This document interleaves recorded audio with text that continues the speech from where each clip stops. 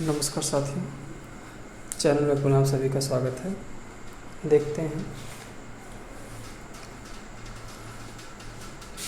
भारतीय इतिहास को 3 कालों में विभाजित किया गया है।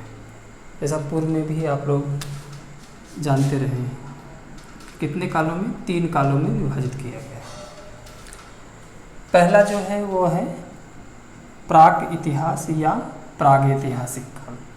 देखिए, इससे कभी कभी छोटे से परीक्षाओं में प्रश्न पूछ देता है या कोई पूछ देता है, तो बहुत बारीकी से अंतर है, वो आप समझ नहीं पाते या कॉन्फिडेंस आपका लूज रहता, बता नहीं पाते। तो जो पहला है प्राक इतिहास या प्रागैतिहासिक काल, है ना।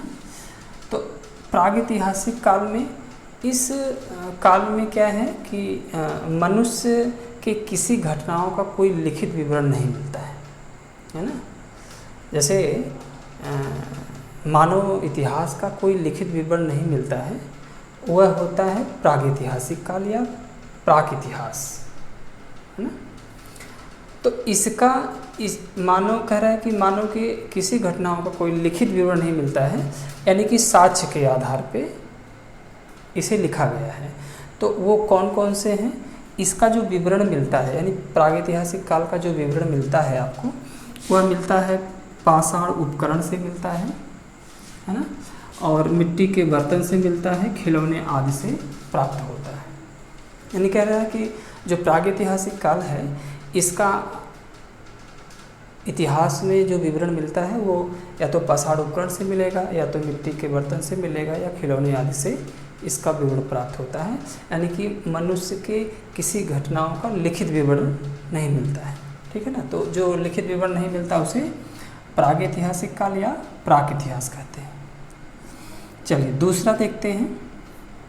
इतिहास का दूसरा जो काल विभाजन है, पहला प्रागैतिहासिक हो गया, दूसरा है आदैतिहासिक काल, है ना।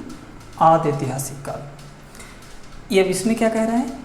इस काल में, यानी आदि इतिहास काल वह काल है, इसमें कह रहा है लेखन कला का प्रचलन के बाद, यानी लेखन कला का प्रचलन हो गया, लेखन कला के प्रचलन के बाद उपलब्ध जो लेख थे उसे पढ़े नहीं जा सकते थे। यानी कह रहा है कि आदि इतिहास में लेखन कला का तो प्रचलन हो गया, लेखन कला होने लगा, लेकिन क्या है कि जो उपलब्ध लेख थे उस समय की, वे पढ़े नहीं जा सकते थे।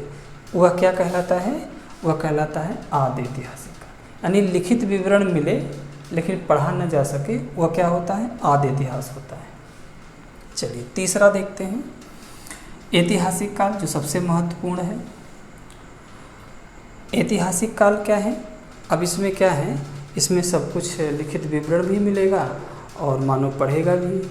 तो कह रहा है कि उस काल को कहा जाता है जिस काल में कोई लिखित विवरण प्राप्त होता है। यानी कि ऐतिहासिक काल वह काल है जिसमें लेखन कला का विकास भी हुआ, लेखन कला को पढ़ा भी जा सकता था, और जो भी, यानी मनुष्य की किसी भी घटनाओं का विवरण जो है वह साक्ष्य के आधार पे सही माना भी जा सकता है। तो वह ऐतिहासिक काल है।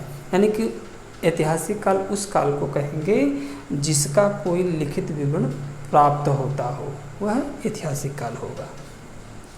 जैसे मनुष्य है, तो मनुष्य की जो कहानी है, पृथ्वी पे अवतरण की जो कहानी है, वह लगभग 10 लाख वर्ष पूर्व से प्रारंभ होती है कि मानव जो है 10 लाख वर्ष पूर्व जो है पृथ्वी पर अवतरित हुआ होगा, है ना। और क्या है, जो ज्ञानी मनुष्य होता है ना, जो ज्ञानी मनुष्य था, जिसे आप होमो सैपियंस कहते हैं, ज्ञानी मनुष्य यानी होमो सैपियंस का प्रवेश जो है इस धरती पर लगभग 30 से 40 हजार वर्ष पहले हुआ। यानी कह रहा है जो ज्ञानी मनुष्य था, होमो सैपियंस, जो पहला मानव था, उसका प्रवेश इस धरती पर कब हुआ था? 30 से 40 हजार वर्ष पहले हुआ था, और उसी के आधार पर इतिहास को जाना जा सका कि मानव का उद्भव कैसे हुआ, है ना, उसका विकास कैसे हुआ, है ना, और पूर्ण मानव कब बन के तैयार हो गया, तब जो है इतिहास लेखन की प्रक्रिया प्रारंभ हो गई। तो यह इस प्रकार से प्रश्न जो है एग्ज़ाम में पूछते भी हैं, नहीं भी पूछते हैं, लेकिन मौखिक रूप से आप कहीं अगर इतिहास विषय आपका हो या कोई आपसे पूछ दे कि प्रागैतिहासिक काल, आदि ऐतिहासिक काल और ऐतिहासिक काल में क्या अंतर है, तो आप जानते रहेंगे, इस तरह से तो आप प्रेजेंट कर ले जाएंगे। तो जैसा कि मुझे विश्वास है छोटी सी वीडियो रही है, बहुत यूजफुल रही है। पुनः नई वीडियो के साथ उपस्थित होऊंगा, तब तक के लिए बहुत बहुत धन्यवाद, बहुत बहुत शुभकामनाएं।